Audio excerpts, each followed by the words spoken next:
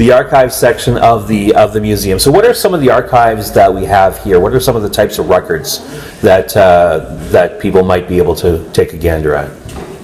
We have all kinds of students coming in for things like the Fort LaCloche area, the train wreck, the 1910 train wreck that happened at Nairn Center, genealogy. There's the history of the area, maps, old maps from the 1880s, and so forth. And like for instance, the train wreck. I have the pictures of the train wreck here. That were blown up for it's January the 22nd, 1910. And there was a book produced on the Spanish River train wreck by Darcy BRASON-LEDTETT and his wife. And the first copy of it had pictures. I think they were from the Blind River Museum, and I thought, whoa, those are from Mr. Cummings' pictures from Massey. And I got on the computer right away and let them know about it, so we got a different copy afterwards.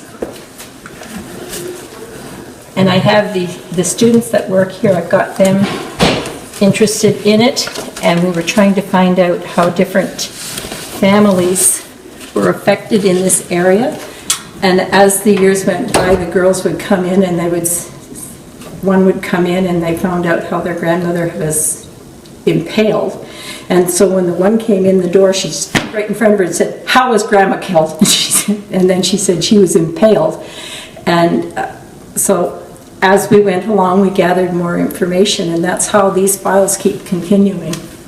So what types of material? So you showed photos there, stories and newspaper clippings? Stories, newspaper clippings, you name it. We've got boxes of newspaper clippings that are not in here. And burial records and yes. And of course a lot of Hugh Cummings photos and other people's photos as well. This cabinet is locked at the moment, but we have all the birth and death records from Bruce Mines in the Sault Ste. Marie area right down through here from 1910 for, I'm going to say, maybe 20 years or more. So you have students who come in here, university students, college students. You have members of the public, people who are from here or have family that were from here. Are there any notable stories that you remember over the years of someone who came in and you discovered something about their family or their history that they had no clue about? That happens all the time. And I just love working with the people because I know what it means because I do genealogy myself, but since I've been here for the last 22 years, my genealogy is sitting on the stove and somebody else is getting the burning going so that they can get going with theirs, and I really enjoy what they do. So there are these eureka moments when someone discovers an ancestor they didn't know about or a piece of their personal history that jumps out. We use our tall pines and sparkling waters that brings us back to earlier days in the late 1800s and so forth. And then different records that we have here.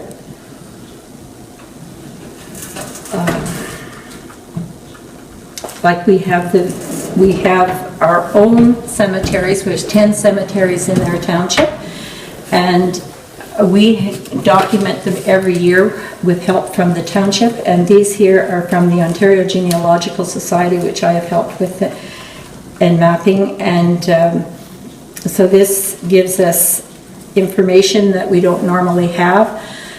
However, the biggest cemetery that we have that we don't have a lot of names for is the River Road Cemetery, because that was the first cemetery in the area. We also have one of the bigger Jewish cemeteries here. There are 7 stones there that are done in Hebrew. Some are in English, but it is a closed cemetery because they don't know how many bodies are buried there, and in the Jewish faith you have 24 hours before the body should be buried.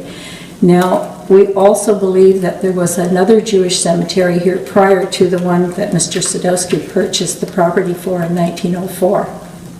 And I am now working with a doctor from out west And I've been involved with different people, 2 different people that have told me where this other cemetery was here. So now this gentleman is really up and going. And I had another lady who tells me that she has filled me in with different names from the Jewish cemetery, the families' names, their parents' names of the children. There's a lot of children buried up there. And so it's exciting when you start going through all of this stuff. That's kind of the Indiana Jones part of your job. That's fantastic. It's one of the better parts of my job. I like to do that. I love to help people. Like I can imagine. Now, are they just people from this area that come in, or do you get phone calls from all over the world? We get phone calls from everywhere. I had people in from Michigan last year that I went through the maps that we have from the church records and things like that, and I thought, okay, this looks pretty easy. I will just send it to them. And then I got up there and I thought, oh my God, they'll never find it. So I went up there and I'm looking around because it's like 5 o'clock at night and it's the fall and oh, there's bears around.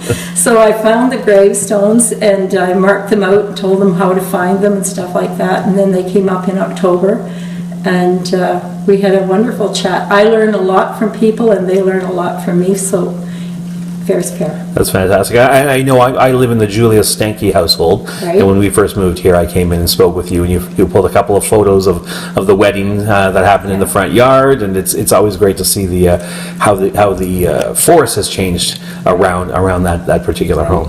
And that was the first Julia Stanky that was here, yeah. And then the property that was purchased from him for the Lutheran cemetery that's just out across from where you are. Yes, exactly. So yeah, these family connections. Yeah, lots of family connections. Now you showed this prior to start filming this cabinet behind you. So these are the records of the Lady Auxiliary? The women's auxiliaries, right? The Women's Institute. Women's Institute, sorry. We have the Lee Valley group, we have the Massey one, we have Walford, and the River Road Cemetery, the River Road Communities Women's Institutes. So these take care of bringing in all kinds of family information and so forth, and lots of information there for anybody that's doing family history and stuff like that, or even just wanting to learn about the community. So for those who don't know what a Women's Institute is, what might that be? Well, Lord Tweedsmuir had his wife start the Women's Institute, and they were commissioned to take to keep the history of their community. And everybody thinks that the ROM is the Provincial Museum of Ontario. Well, it's not. It's a private museum. So this is why we have museums in our community. So we keep the history from all of our areas. They had, in the old museum, they had the big desk that's downstairs from the Royal Bank from 1904.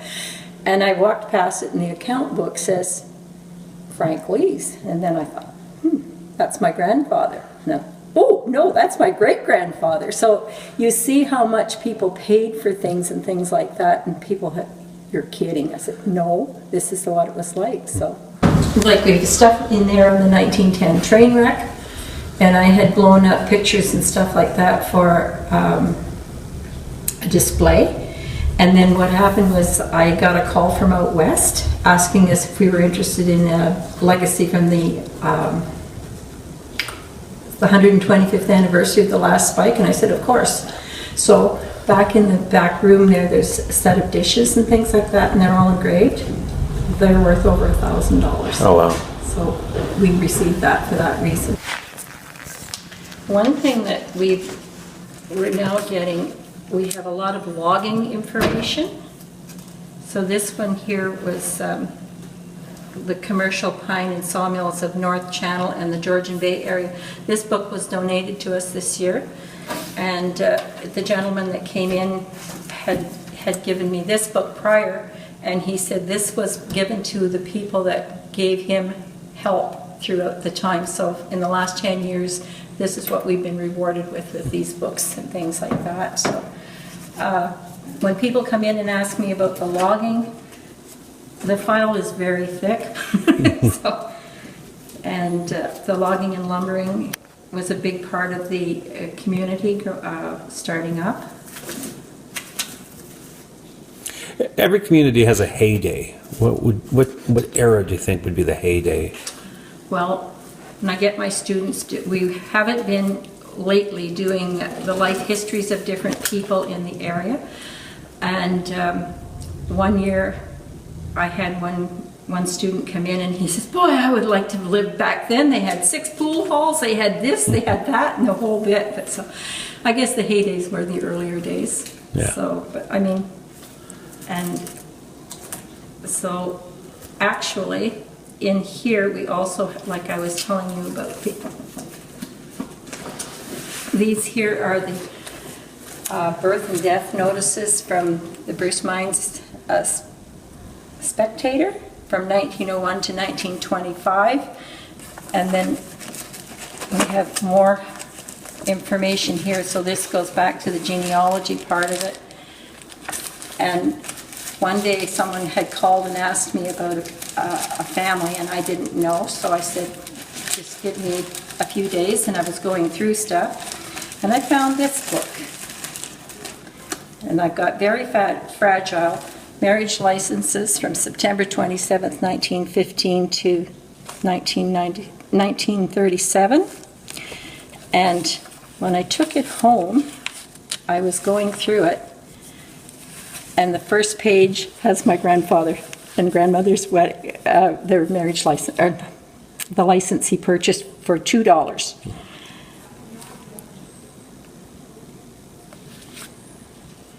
Now, your collection is always expanding and moving and changing, and what are some items that someone might have in a closet, someone might have in a barn somewhere? What are the type of items you would love to see here that we might be missing in the collection? I don't know what we're missing because there's so much stuff here. When we moved out of the old building, I'd never seen part of that stuff. Like, where did this all come from? So it was really necessary for this new building. It was, honestly, there was just so much stuff. And to have it all cataloged, it's wonderful. So let's tweak that then. Looking into the future, what would you like to see for this facility? Beyond, let's say financial issues are solved, which are always issues concerning any type of organization. What would you like to see in 5, 10, 50 years for this museum? I would love to see it grow. I know that our mandate says up to 1967. However, we all also have a history, and I'm keeping it besides that. So it's just a virtual vault for everything that we have here. It's just, you just never know what someone comes in the door and asks you about each day, and I just enjoy the reason to keep moving and finding this stuff, because there's always something, and it's I see the delight in people's eyes, I see their gratitude, and I feel good because I've done it for them or helped them in some sort of way.